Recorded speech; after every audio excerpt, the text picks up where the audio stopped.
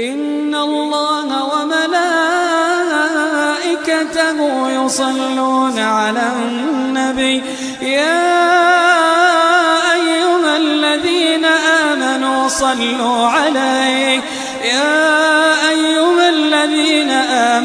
صلوا عليه وسلموا تسليما.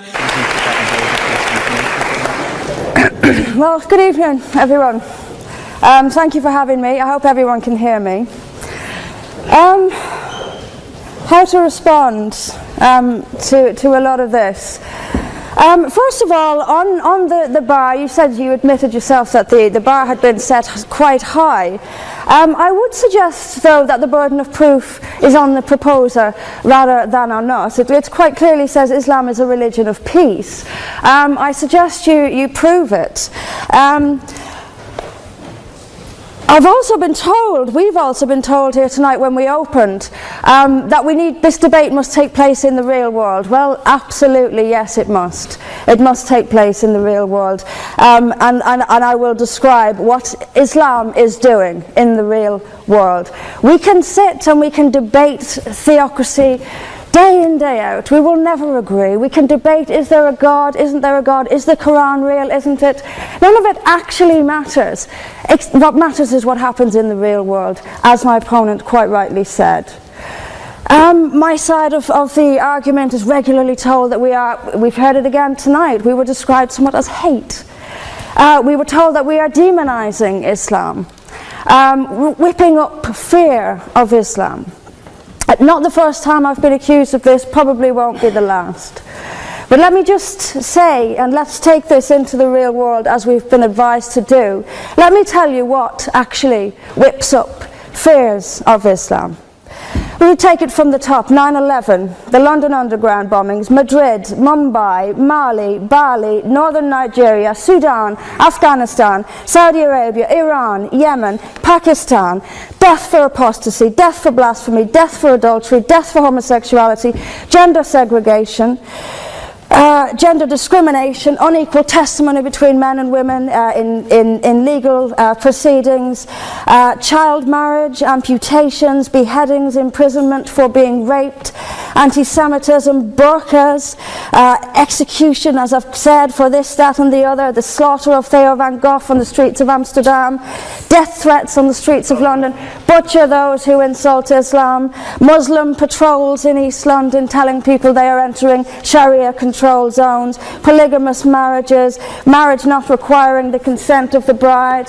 This is what causes fear of Islam. It is not me, it is not my colleagues on this side. What information on that point? If Islam and Muslims are responsible for the Muslim patrols, I'm not finished. I'm not. I mean, let me speak on. But the point is that it is not I or my fellow debaters on this side who are causing fear of Islam. It is the actions of Muslims that are causing fear of Islam. That is the real world. That is where we actually live. Then we'll be told that this is just the extreme fringe of Islam. Well, let me have a look at Saudi Arabia. Saudi Arabia is the birthplace of Islam, the custodian of its holy sites. In Saudi Arabia, a woman is not allowed to drive. She is not allowed to leave the house without a mahram. She is not allowed to vote, although they've been incredibly generous by allowing some votes in the next elections. This is apparently the extreme fringe of people are executed for blasphemy, executed for apostasy. In Saudi Arabia, the birthplace of Islam, we'll be told that's the extreme fringe of Islam. No, it is not. Calling Saudi Arabia the extreme fringe of Islam is like calling the Vatican the extreme fringe of Catholicism. Sorry, it just doesn't work. Then we'll be told that we've misunderstood. Violent Muslims have misunderstood. Saudi Arabia has misunderstood. Iran, which stones people to death for adultery, has misunderstood. Yemen, which marries children at the age of 9, has misunderstood. Has there ever been a more spectacularly misunderstood religion than Islam? It seems that everyone, these nations who apply it as their laws, nations which have the Quran as their constitution, innumerable nations, where there is no free speech, where there is no freedom of religion, they've all got it wrong. They've all got it wrong. It's quite a spectacularly misunderstood religion.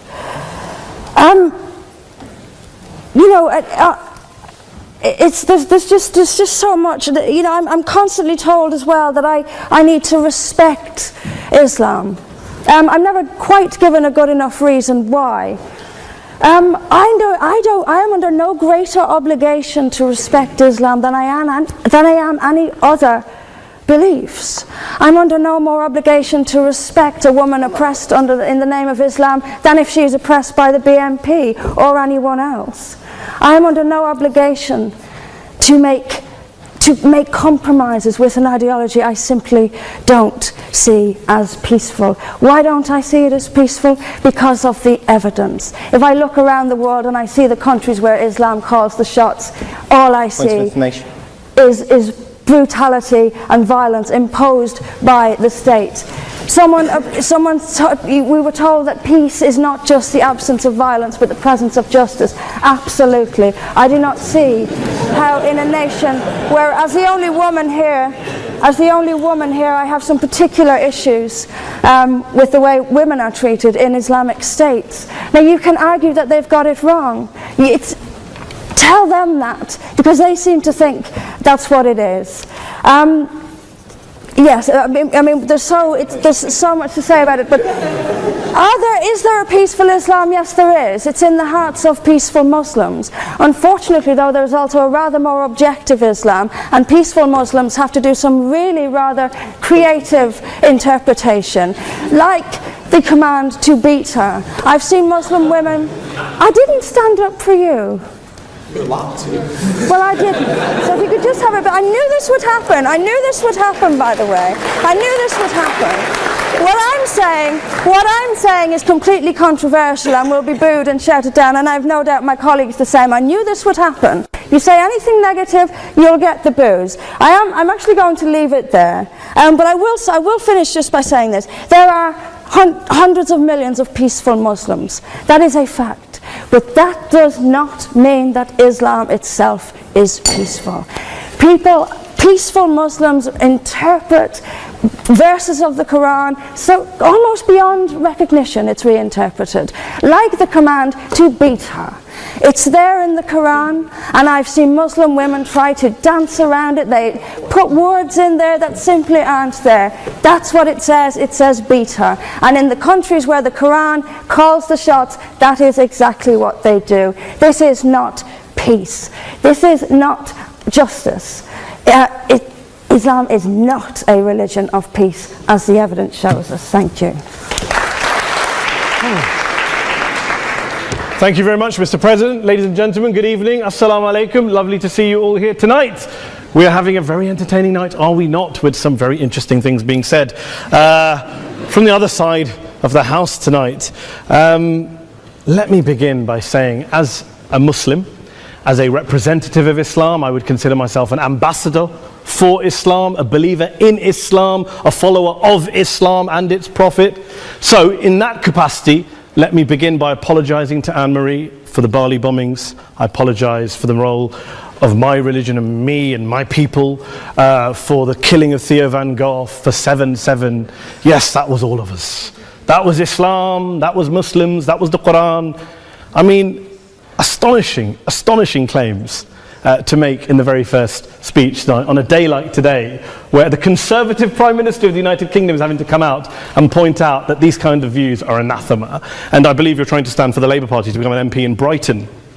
If you do, and you make these comments, I'm guessing you'll have the whip withdrawn from you, but then again, UKIP's on the rise, they'll take you, the BNP, they might have something to say about your views. This is what Mehdi Hassan always does. By the way, you always just on a factual point, since we heard a lot about the second speaker, about how backward we Muslims all are, on a factual point, you said that Islam was born in Saudi Arabia. Islam was born in 610 AD. Saudi Arabia was born in 1932 AD. So you were only 1,322 years off. Not bad? Not bad start there. Talking of maths, by the way, a man named Al-Khwarizmi was one of the greatest mathematicians of all time, a Muslim, worked in the golden age of Islam. He's the guy who came up with not just algebra, but algorithms. Without algorithms, you wouldn't have laptops. Without laptops, Daniel Johnson tonight wouldn't have been able to print out his speech in which he came to berate us Muslims for holding back the advance and intellectual achievements of the West, which all happened without any contribution from anyone else other than the Judeo-Christian people of Europe. In fact, Daniel David Levering, the author of the Pulitzer Prize-winning historian and author of The Golden Crucible, points out that there would be no Renaissance, there would be no Reformation in Europe without the role played by Ibn Sina and Ibn Rushd and some of the great Muslim theologians, philosophers, scientists in bringing Greek texts to Europe. As for this being our university, I will leave that to the imagination as to who is our and who is there. I studied here too. An astonishing set of speeches so far making this case tonight. A mixture of just cherry-picked quotes, facts and figures, self-serving, selective, a farrago of distortions, misrepresentations, misinterpretations, misquotations. Daniel talked about my article in the New Statesman, which got me a lot of flack, where I talked about the anti-Semitism that is prevalent in some parts of the Muslim community, which indeed it is. Of course, I didn't say in that piece that it was caused by the religion of Islam. In fact, modern anti-Semitism in the Middle East was imported from, finish the sentence, Christian, Judeo-Christian Europe, where I believe some certainly bad things happened to the Jewish people. In fact, Tom Friedman, Jewish-American columnist in the New York Times, told me in this very chamber last week that he believed, had Muslims been running Europe in the 1940s, 6 million extra Jews would still be alive today. So I'm not going to take lessons in anti-Semitism from someone who's here to defend the Judeo-Christian values of a continent that murdered 6 million Jews. Moving swiftly on. Yes. Absolutely. Well, I'm about to make that point. No, I'm about to make that point. You're right. I agree with you. I agree with you 110%. That is my point. I don't think Europe is evil or bad. I'm a very proud European. I don't want to judge Europe on that basis, but if we're going to play this gutter game where we pull out the Bali bombing and we pull out examples of anti-Semitism in the Islamic community, then of course I'm going to come back and say, well, hold on. I mean, look, let's be very clear. Daniel here was a last-minute replacement for Douglas Murray, who had to pull out. And Douglas and I have a well-documented differences, but to be fair to Douglas, as to be fair to Anne-Marie and to Peter, atheists. Atheists see all religions as evil, violent, threatening. What the problem I have with Daniel's speech is that Daniel comes here to write this robust defense of Christianity, forgetting that his fellow Christians, people who said they were acting in the name of Jesus, gave us the Crusades, the Spanish Inquisition, the anti-Jewish pogroms, European colonialism in Africa and Asia, the Lord's Resistance Army in Uganda, not to mention countless arson and bomb attacks on abortion clinics in the United States of America to this very day. I would like a little bit of humility from Daniel first before he begins lecturing other communities and other faiths on violence, terror and intolerance. But, no thank you. Some water. But I would say this, to address the gentleman's very valid point here, I'm not going to play that game. I don't actually believe that Christianity is a religion of violence and hate because of what the LRA does in Uganda or what Crusaders did to Jews and Muslims in Jerusalem when they took back the city in the 12th or 13th or whatever century it was. I believe that Christianity, like Islam, like pretty much every mainstream religion, is based on love and compassion and faith. I do follow a religion in which 113 out of the 114 chapters of the Quran begins by introducing the God of Islam as a God of mercy and compassion. I would not have it any other way. I don't follow a religion which introduces my God to me as a God of war, as some kind of Greek God of wrath, as a God of hate and injustice. Not at all. As Adam pointed out, you go through the Quran and you see the mercy and the love and the justice. And yes, you have verses that refer to warfare and violence. Of course it does. This is not a motion about pacifism. I'm not here to argue that Islam is a pacifistic faith. It is not. Islam allows military action, violence in certain limited contexts. And yes, a minority of Muslims do take it out of that context. But is it religious? We talked about Woolwich. Daniel and Anne-Marie have suggested that it's definitely religion that's behind all of this. Well, actually, What I find so amusing tonight is we're having a debate about Islam, and the opposition tonight have come forward. We have a graduate in law, a graduate in modern history, a graduate in chemistry, and you know, I admire all of their intellects and their abilities, but we don't have anyone who's actually an expert on Islam, a scholar of Islam, a historian of Islam, a speaker of Arabic, even a terrorism expert or a security expert or a pollster, let alone to talk about what Muslims believe or think. Instead, we have people coming here, putting forward these views, putting forward these sweeping opinions. Listen to Professor Robert Pape of the University of Chicago, one of America's leading terrorism experts, who, unlike our esteemed opposition tonight, studied every single case of suicide terrorism between 1980 and 2005, 315 cases in total. And he concluded, and I quote, "There is little connection between suicide terrorism and Islamic fundamentalism or any of the world's religions. Rather, what nearly all suicide terrorist attacks have in common is a specific secular and strategic goal to compel modern democracies to withdraw military forces from territory that the terrorists consider to be their homeland." And the irony is, when we talk about terrorism, the irony is that the opposition and the Muslim terrorists, the Al-Qaeda types, actually have one thing in common. Because they both believe that Islam is a warlike, violent religion. They both agree on that. They have everything in common. Osama bin Laden would be nodding along to everything he's heard tonight from the opposition side. He agrees with them. The problem is that mainstream Muslims don't. The majority of Muslims around the world don't. In fact, a gentleman here started quoting all sorts of polls. Gallup carried out the biggest poll of Muslims around the world, of 50,000 Muslims in 35 countries. 93% of Muslims rejected 9/11 and suicide attacks, and of the 7% who didn't, they all, when polled and focus grouped, cited political reasons for their support for violence, not religious reasons. And as for Islamic scholars and what they say, well, Daniel talks about our University of Oxford. We'll go down to Oxford's Centre for Islamic Studies, get hold of a man named Sheikh Afifi al-Akiti, who is a massively well-credentialed and well-respected Islamic scholar, who has studied across the world, who in the days after 7/7 published a fatwa denouncing terrorism in the name of Islam, calling for the protection of all non-combatants at all times, and describing suicide bombings as an innovation with no basis in Islamic law. Go and listen to Sheikh Tahir al-Qadri, one of Pakistan's most famous Islamic scholars, who published a 600-page fatwa condemning the killing of all innocents and all suicide bombings unconditionally without any ifs or buts. There's nothing new here. This is mainstream Islam, mainstream scholarship, which has said this for years. You don't go out and kill people willy-nilly in the high street or anywhere else, on a bus or a mall, based on verses of the Quran that you cherry-pick without any context, any understanding, any interpretation, or any commentary. Point of information. Please. Well, it doesn't happen apparently. I didn't say it doesn't happen at all. I never said it didn't happen. I don't blame Islam. Yes, it's a very good point. And a lot of us are campaigning against that. And we're campaigning against it in the name of Islam. We're campaigning against it in the name of various interpretations of Islam. Anne-Marie comes and scares us with her talk of Sharia law. I would like to see the book of Sharia law. It doesn't exist. People argue over what Sharia law is. And you empower the extremists by saying there is only one version. You empower them all. I don't believe you took any interruptions, Anne-Marie, so I think you should stay there for a moment. Several countries. Here's what we're dealing with. Here's what we're dealing with. We are dealing, I took your point. Here we are dealing with a 1400-year-old global religion, followed by 1.6 billion people in every corner of the world, a quarter of humanity, of all backgrounds, cultures, ethnicities. And yet the opposition tonight wants to generalize, stereotype, smear, in order to desperately win this debate. And here's my question, if we're going to generalize and smear. If, okay, people say yesterday's bombers, and we've got to be careful, there's a trial going on, were yesterday's attackers, motivated by Islam? Big debate. I don't believe they were. Let's say they were. Let's say Faisal Shahzad, the Times Square bomber, was motivated by Islam. Let's assume, for sake of argument, that Richard Reeves, the shoe bomber, was motivated by Islam. If Islam is responsible for these killings, if Islam is what is motivating these people, and Islam is therefore not a religion of peace, a religion of war, then ask yourself this question: why aren't the rest of us doing it? Why is it such a tiny minority of Muslims are interpreting their religion in the way that the opposition claim they are? Let's assume there are 16,000 suicide bombers in the world. There aren't. Let's assume there are for the sake of argument.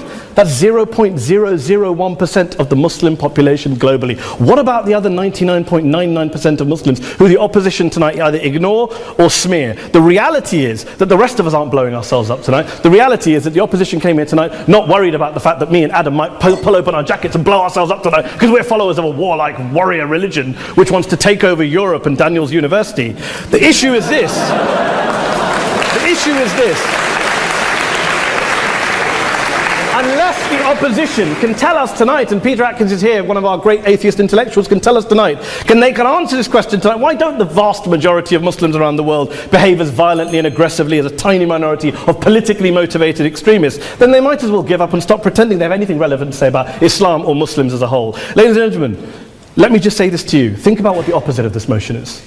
If you vote no tonight, think about what you're saying the opposite of this motion is. That Islam isn't a religion of peace, it's a religion of war, of violence, of terror, of aggression. That the people who follow Islam, me, my wife, my retired parents, my 6-year-old child, that 1.8 million of your fellow British residents and citizens, that 1.6 billion people across the world, your fellow human beings, are all followers, promoters, believers in a religion of violence. Do you really think that? Do you really believe that to be the case? They say that in the Oxford Union, the most famous debate was in 1933, when Adolf Hitler looked out for the result of the King and Country motion, where they voted against fighting for king and country, and Hitler was listening out for the result. Well, tonight, 80 years on, there are two groups of people around the world who I would argue are waiting for the result of tonight's vote. There are the millions of peaceful, non-violent, law-abiding Muslims both in the UK, Europe, Asia, Africa and beyond, who see Islam as the source of their identity, as a source of spiritual fulfillment, of hope, of solace.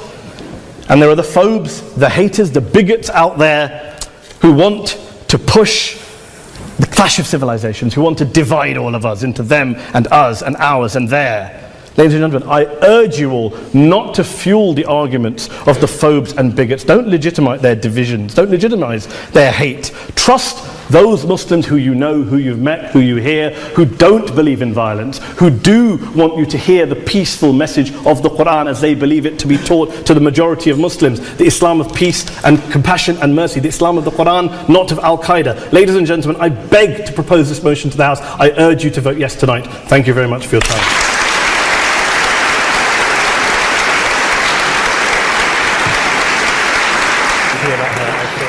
In it, as good men will find anywhere.